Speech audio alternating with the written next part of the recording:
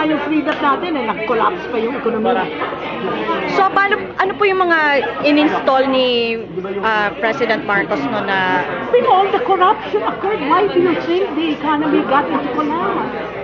Because when you are the dictator, nobody stops you. Your decisions are fast enough, but nobody can correct you if your decisions are wrong. Okay? Ano po yung mga major na mga economic policies that were put in place that hanggang ngayon we have to correct? Look at what happened. Look at what he did to Fortune Tobacco. He gave it special privileges. And Chavit Simpson said it was because Fortune Tobacco was this. So, yes. Sinabi ni Chavit sa AMC interview, ay kay Marcos siya. Halata. Alam niya tobacco siya Hindi ba? So, I mean, in other words, everything he had a piece of the pie.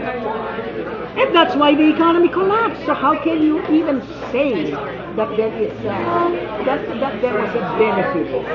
If there was a benefit, it was like 6 months, and then power corrupted, and absolute power corrupts absolutely.